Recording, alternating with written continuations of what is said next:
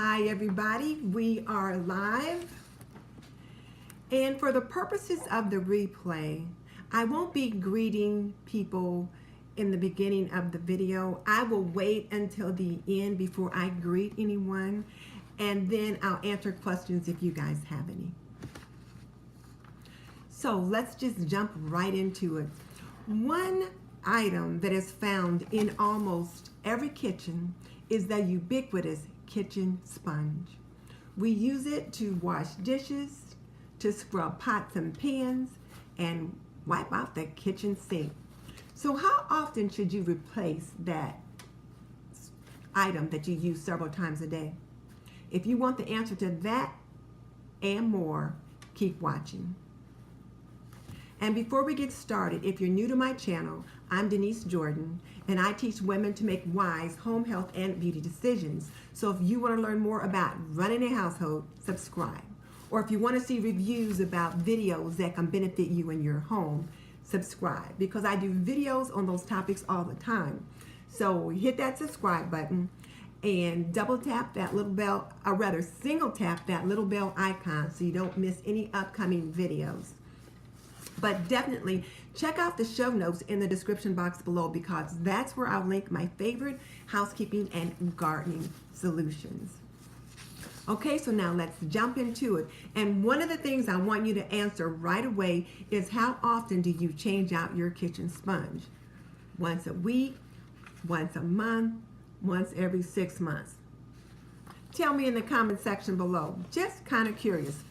Like most people, I use a sponge in my kitchen, and not just on my dishes. Sometimes I'm wiping up a spill.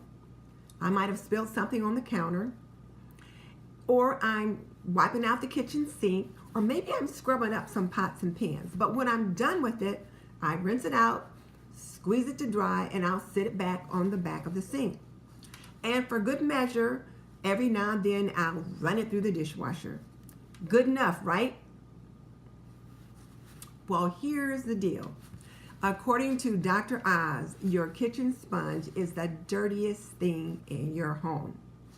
He was on the Today Show about 2 years ago, and they were talking about various household items and appliances, and they were comparing what was clean and what was dirty. And Dr. Oz said, hands down, the kitchen sponge was the dirtiest thing in the house. It's even dirtier than the toilet. Now that was what freaked me out, when he said that it was dirtier than the toilet. And I just realized I didn't put on my mic, so let me do that, because I understand that when I put the mic on, there. So that should help now with the audio quality. So again, the kitchen sponge is dirtier than the toilet. And I just thought, really? Seriously? Dirtier than the toilet? Well, let's think about that. Your toilet probably gets cleaned either every day or at least once a week. You clean the toilet. And usually with a pretty good disinfectant.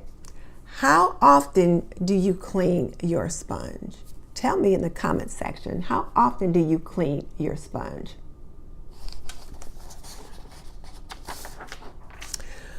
And this is the other thing, like, why are sponges so dirty? Well, they're warm, they're moist, they have lots of little crevices, little cracks, and they contain old food particles. They're used often, and a lot of times we put them back up there on the sink, and then we use them again before they have the opportunity to even dry out. So they're the perfect environment for bacteria. And then here's the other thing. Sponges are infrequently cleaned. Now, I saw a couple of you posting that you changed out your sponges once a month or once a week, but how often do you clean them in between times? And then when you do clean them, what we have found is that some bacteria prove resistant to cleaning. So a study was published in the Journal of Scientific Reports about a year and a half ago, and it really generated a lot of buzz.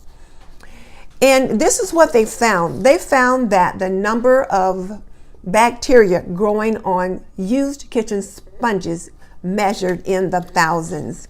Some of the bacteria was pretty benign, meaning that they didn't cause any diseases or any problems like that. But some were certainly hazardous to your health. Some like E. coli, Listeria, and Staph. So those bacteria are not things that you want to have in your body or in your food. So this was the other really interesting thing for me, and that was the study found that even cleaning the sponges didn't make much difference. Yes, that was what freaked me out, the fact that cleaning the sponges didn't make much difference. They tested clean sponges and they tested sponges that had not been cleaned, and the number of bacteria found was not significantly reduced on either one. So they recommended replacing the sponge rather than trying to clean it.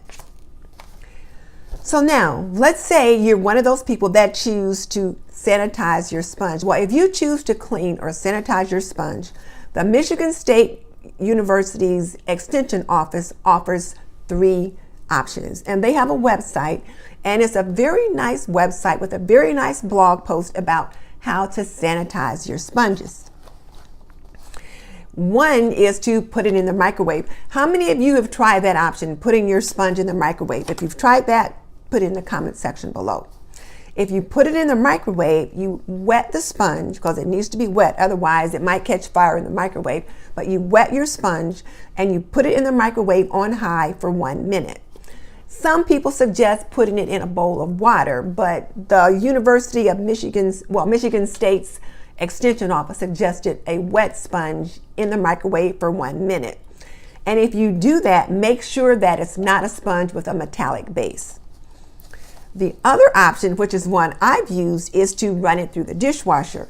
If you choose that option, they recommend that you put it on the longest and hottest cycle and make sure you have the dryer cycle turned on that particular setting as well.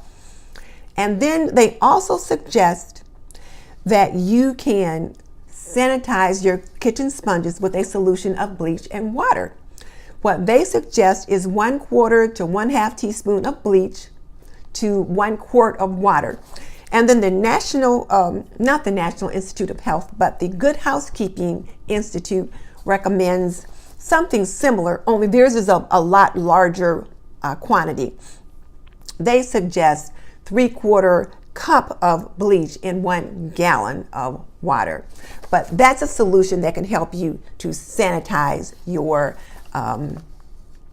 sponges. But here's the thing, that blog on that website was posted 4 years ago. The research study that came out about the bacteria growing in the sponges was published about 1.5 years ago. The Dr. Oz comment on the Today Show was 2 years ago. So the research study is certainly more current. So the question is, which option are you going to follow? And then here's the other thing. Even should you sanitize your sponges, you don't get rid of all the bacteria. You get rid of most of them, but not all of them. So then what can happen is those that survive, when they reproduce, then their offsprings are more resistant. So that's just something to think about.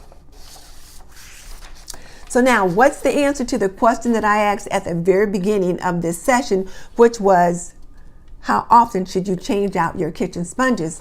The researchers in that research study recommend changing your sponges every week.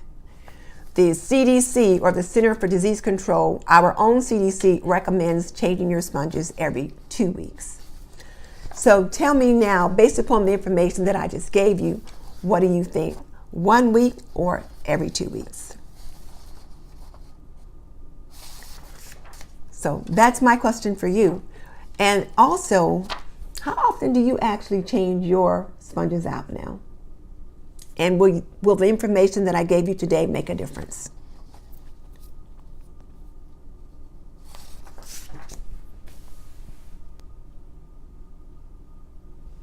And that's the other thing, they're so dependent upon which ones you buy. They can be inexpensive or very expensive. So So Designs by V says she doesn't use sponges for her dishes. So if you use a dishcloth, if dishcloths are your option, you are encouraged to change those daily and to sanitize them when you use them. So if you're using a dishcloth, you want to change that, switch that out daily and then sanitize them. And if you use a dish towel, like I like to keep a dish towel over by the sink to dry my hands on, I also change that out daily as well. So Around the House with Cheryl said she gets her sponges in a inexpensive pack from the Dollar Tree. That's a pretty good option. Style with Pat uses a sponge brush. Okay. So even if you're using a sponge brush, my question to you would be, how often are you cleaning that? Because I've got one of those little scrubber bubber brushes that I got from the Grove Collaborative. And I'm thinking I need to probably sanitize that a little bit more as well. Kathy Carter changes her sponges twice daily. Pat cleans hers daily. Okay. And that's the thing. I like to use the Scotch Green Pad sponges. I like to use the Grove Collaborative sponges. And those sponges are not cheap. But I definitely, based upon the information that I have just learned, I'm going to be changing those out certainly much more often. So do we have any other questions? Well, since it's crickets out there, I think I'll go ahead and wrap this up. So I really appreciate you guys jumping on with me tonight. It's really interesting to try to present information like a live video on a live stream and not have, be able to stop and start and that kind of thing. So I appreciate you guys jumping on with me. Now, Kathy said she doesn't use sponges either, but just remember that if you use a dishcloth, you have to change those out every day. And the other thing is this, if you use a sponge, but you've cooked some meat in your sink, duh. So show you guys how nervous I am. If you've had raw meat in your sink, you don't want to clean that sink up with that sponge. You want to use paper towels or something disposable because remember, because of the little cracks and crevices in the sponges, when you wash that sink out, you're not going to be able to get all those germs out very easily or very cleanly and then use that same sponge later on your dishes. So make sure you don't use a sponge in like meat juice, so to speak, that kind of thing. Any other comments or questions? What did you think about the sponge being dirtier than your toilet? That kind of freaked me out. When I think about it, though, I suppose it makes sense. So Donna D, how are you? Well, I'm glad you're going to be more aware. And I have to admit, I did not think about some of these issues. I mean, I knew the sponges needed to be cleaned, and I did do that, but I would just put it in the dishwasher, not realizing, though, that even the dishwasher doesn't get it clean enough. Just doesn't get it clean enough.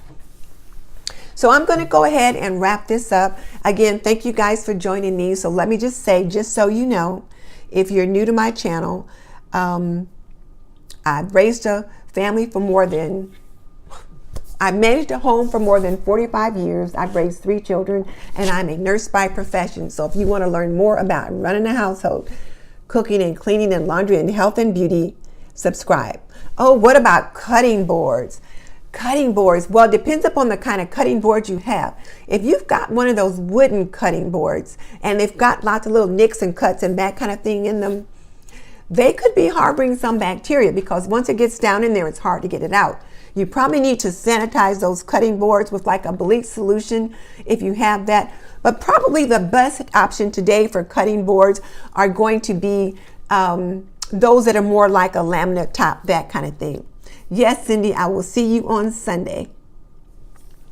So, okay, guys, I didn't want to be on more than 15 minutes. I know it's late and I don't want to hold people, but I do appreciate that you jumped on to join me. And if you're new to my channel, subscribe. And something else that might interest you is I just put up a video a couple of days ago on how to get your towels soft and fluffy. So check that out if you're interested. So in the meantime, this is Denise Jordan saying goodbye. I'll see you guys on Sunday. Bye.